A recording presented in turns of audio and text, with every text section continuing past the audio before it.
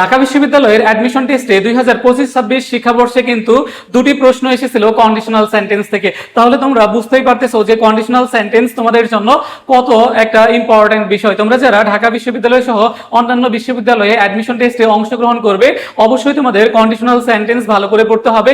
এমন কোনো বিশ্ববিদ্যালয় নেই যে কন্ডিশনাল সেন্টেন্স থেকে প্রশ্ন আসে না। ডিয়ার স্টুডেন্টস, দেখো যে ঢাকা বিশ্ববিদ্যালয়ে 2025-26 সালে আসা এই কন্ডিশনাল সেন্টেন্সের প্রশ্নটি আমরা উত্তর করার চেষ্টা করি। দেখো এখানে বলা আছে যে ইফ দ্য মাইগ্রেন্টস, দেখো if the migrants had taken more precautions they dash survived. এখন দেখো এখানে স্পষ্টতই কি রয়েছে, ইফ রয়েছে। দেখো তো তোমরা জানো যে কন্ডিশনাল সেন্টেন্স কি দ্বারা শুরু হয়, ইফ অথবা দেখো ওয়ার অথবা দেখো যে হ্যাড দ্বারা শুরু হয়। দেখো হ্যাড, তো ইফ দ্বারা সাধারণত শুরু হয়, মাঝে মধ্যে ইনভার্সন হয়ে ওয়ার অথবা হ্যাড দ্বারা কি হতে পারে, দ্বারা শুরু হতে পারে। তো এগুলার দ্বারা যদি শুরু হয় তাহলে সেটা কি হয়, সাধারণত কন্ডিশনাল সেন্টেন্স হয় যদি দুটি ক্লজ থাকে, একটা প্রিন্সিপাল ক্লজ এবং আরেকটা সাবঅর্ডিনেট ক্লজ যদি থাকে এবং যদি শর্ত বোঝায় তখন সেটা কি হয়, কন্ডিশনাল সেন্টেন্স হয়। তাহলে এখানে ইফ অর্থ তোমরা সকলেই জানো, ইফ অর্থ কি, যে যদি। তাহলে এখানে আমাদের আইডেন্টিফাই করতে হবে যে এটা কোন কন্ডিশনালের মধ্যে পড়ে। তোমরা সকলেই জানো যে কন্ডিশনাল সেন্টেন্স চার ধরনের,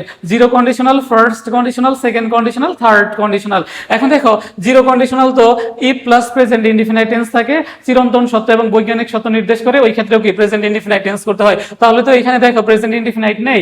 আবার দেখো যে first conditional if plus present indefinite, তাহলে এখানে কিন্তু প্রেজেন্ট ইনডিফিনাইট নেই। তাহলে এখানে দেখো হ্যাড প্লাস বি3 আছে, দেখো হ্যাড টেকেন, হ্যাড প্লাস বি3, তাহলে হ্যাড প্লাস বি3 কোন টেন্স, পাস্ট পারফেক্ট টেন্স রয়েছে। দেখো পাস্ট পারফেক্ট টেন্স।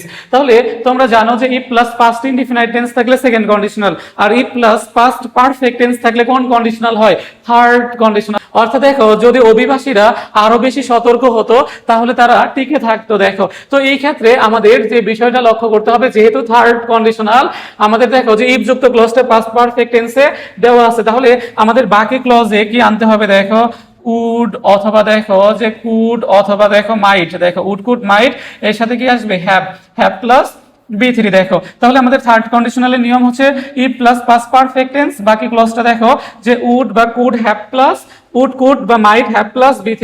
তাহলে এখানে দেখো যে বি3 তো দেওয়াই আছে। দেখো তাহলে এখানে দেখো আমাদের জাস্ট হচ্ছে হ্যাভ আনতে হবে, উড কুড বা মাইট হ্যাভ আনতে হবে। তাহলে এখানে উইল হবে না, দেখো ফার্স্ট কন্ডিশনালে আসে, উইলের সাথে তো হ্যাভ আসবেই না এখানে। তারপরে দেখো শুধু উড হয় তোমার হচ্ছে কি সেকেন্ড কন্ডিশনালে, তাহলে থার্ড কন্ডিশনালে দেখো উড কুড বা মাইট হ্যাভ, তাহলে উড হ্যাভ আছে, তাহলে এখানে উড হ্যাভই কি হবে, উত্তর হবে। তাহলে would have survived, if the migrants had taken more precautions they would have survived. তাহলে মাই ডিয়ার স্টুডেন্টস, দেখো এভাবে যদি অ্যানালাইসিস করে বিষয়গুলো আইডেন্টিফাই করে সুন্দর করে পড়াশোনা করো, তাহলে কিন্তু ঢাকা বিশ্ববিদ্যালয়ে আসা প্রশ্নগুলো তোমার কাছে সব থেকে বেশি সহজ মনে হবে।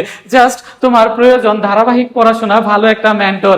আর ভালো একটা মেন্টর পেতে হলে কিন্তু অবশ্যই সারোয়ার স্যারের কাছে আসতে হবে।